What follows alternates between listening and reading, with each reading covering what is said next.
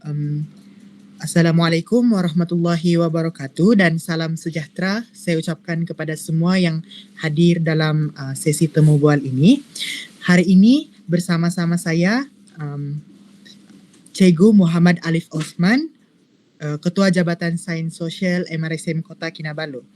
Baiklah, Cikgu, pada hari ini saya akan menemu bual Cikgu tentang inovasi yang telah Cikgu hasilkan. Namun sebelum itu, saya mahu meminta kebenaran bahawa untuk merakam sesi perbualan ini dan mengupload video tersebut ke dalam YouTube. Boleh Cikgu? Ya, boleh. Boleh. Baiklah, terima kasih Cikgu. Tanpa membuang masa, mari kita teruskan dengan soalan yang pertama. Cikgu, apakah antara inovasi pendidikan yang Cikgu telah hasilkan? Okey, sepanjang 12 tahun berkecimpung dalam dunia pendidikan, ada beberapa lah, tidak banyak, tetapi inovasi itu lebih tertumpu kepada game based learning. Contohnya menggunakan Minecraft Education dalam pembelajaran. Kemudian sekarang ni cikgu sedang membangunkan satu platform macam LMS yang ada integrated AI lah untuk tujuan pembelajaran geografi bab by bab. So basically cikgu lebih kepada inovasi yang lebih kepada ICT dan juga menggunakan pendekatan game based learning lah. Bukan yang mewujud punya bahan bantu mengajar atau belajar. Macam itulah. Oh, faham. Inovasi Cikgu ni sangat menarik. Macam yang kami sedang buat sekarang ni, kami pun ke arah digital punya inovasi. Kita beralih lagi kepada soalan yang seterusnya. Kalau Cikgu sudi, Cikgu bolehkah kongsikan apa isu ataupun penyebab utama yang menyebabkan tercetusnya idea Cikgu untuk buat inovasi tersebut? Dia sebenarnya ada banyak isu. Dia ada cerita pasal sentimental punya isu ataupun isu yang berkaitan tentang pendidikan. Dia ada banyak lah. Tapi cikgu cerita yang konkret yang boleh kita nampak adalah mengenai isu konteks pendidikan semasa lah. So kita macam sekarang ni kita membesarkan generasi yang di dalam dunia digital, tetapi kebanyakan daripada metod pengajaran cikgu-cikgu tu dia masih lagi bergantung kepada buku teks ataupun bahan-bahan yang 2D lah, which is dia tidak begitu connect lah. Itu pandangan cikgu sebab menerusi berefleksi bersama pelajar, temu bual, tengok apa reaksi dalam kelas. Jadi yang pertama adalah sebab ingin menyesuaikan pendekatan pengajaran dan pembelajaran dengan generasi sekarang, yang pertama. Yang kedua, untuk konteks subjek cikgu adalah untuk meningkatkan minat terhadap subjek geografi lah, sebab di MRSM dia bukan subjek yang core lah. Dia macam sampai kita 3, lepas tu kebanyakan budak pun dia tidak begitu minat untuk belajar geografi. Jadi cikgu kena cari satu pendekatan yang lebih inovatif supaya pelajar lebih minat untuk mempelajari geografi dengan lebih baik lah. Yang ketiga, untuk kalau yang lebih besar dia adalah untuk konteks kita di Sabah lah, macam tu.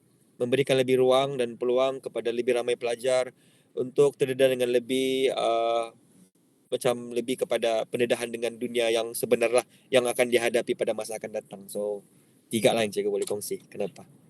Menjawab ke tu? Menjawab Cikgu. Terima kasih sebab sudah sudi kongsikan penyebab utama tercetusnya ide Cikgu untuk membuat inovasi tersebut. Saya mau tanya lagi, apakah adakah Cikgu menghadapi cabaran ataupun kesukaran semasa pembuatan inovasi tersebut?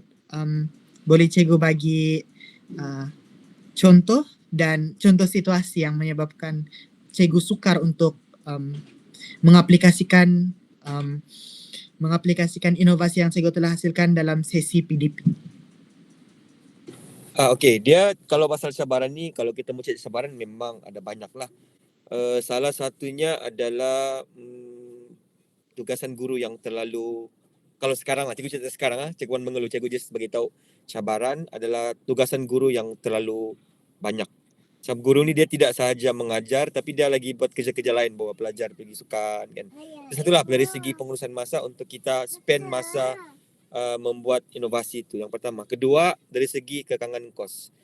That's why dulu masa cikgu mula-mula masuk jadi cikgu ni lebih banyak bangunkan yang barang benda-benda yang maujud kan, kita panggil barang-barang yang boleh pegang kan. Tapi disebabkan oleh kekangan kos. Jadi kita beralih kepada platform digital.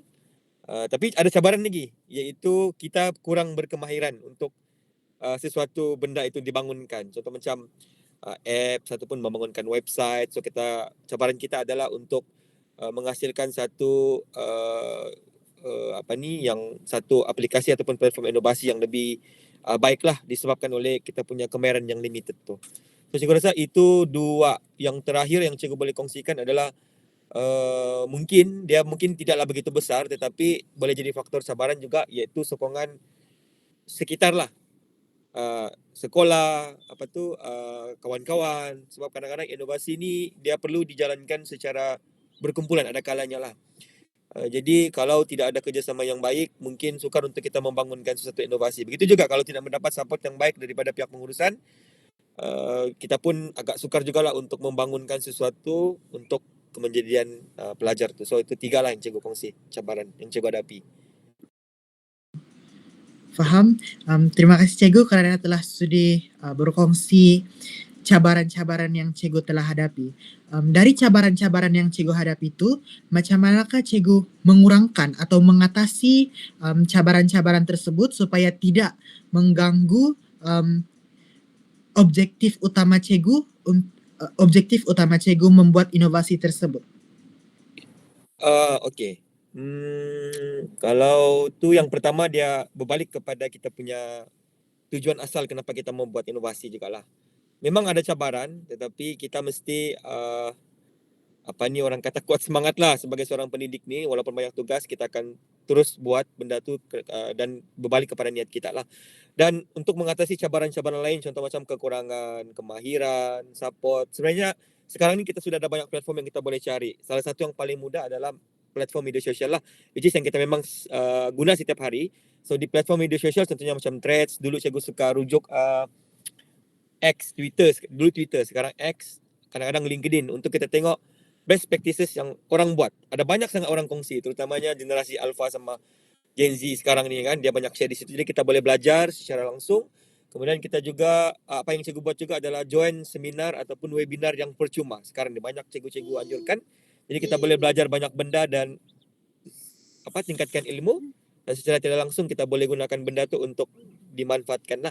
Dan yang terakhir adalah mengikuti sebanyak mana mungkin pertandingan inovasi yang ada di Malaysia ni, sama ada berbayar atau tidak berbayar. Sebab kalau kita ikut, kita bukan saja mengasah kita punya kemahiran, tetapi dalam masa yang sama kita boleh belajar daripada inovasi-inovasi orang, dan kita boleh bawa masuk ke dalam sekolah, apply untuk kebaikan kita punya anak-anak murid lah. So itulah cara macam mana cikgu mengatasi cabaran ni supaya cikgu terus berjalan dan berkarya lah, lebih kurang macam tu. Oh, faham. Terima kasih cikgu. Baiklah, kita beralih kepada soalan yang terakhir.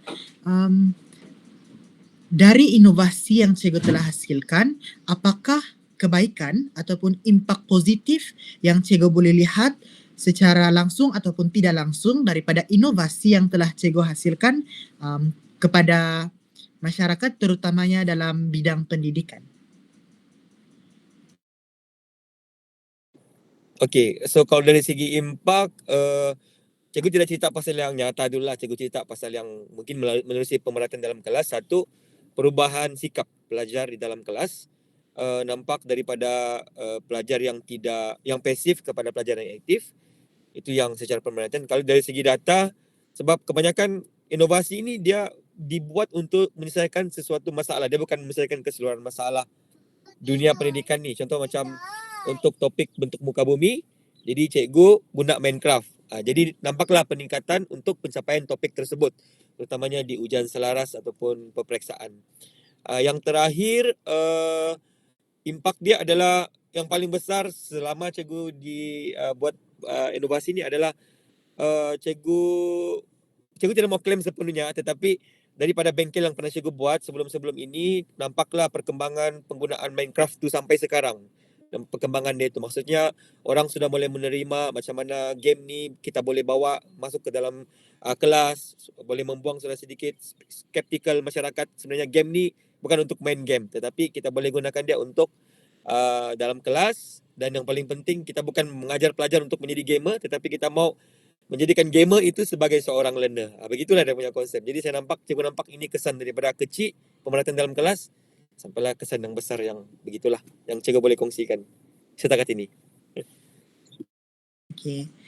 Terima kasih cikgu kerana sudah sudi berkongsi sedikit ilmu tentang inovasi yang cikgu telah hasilkan.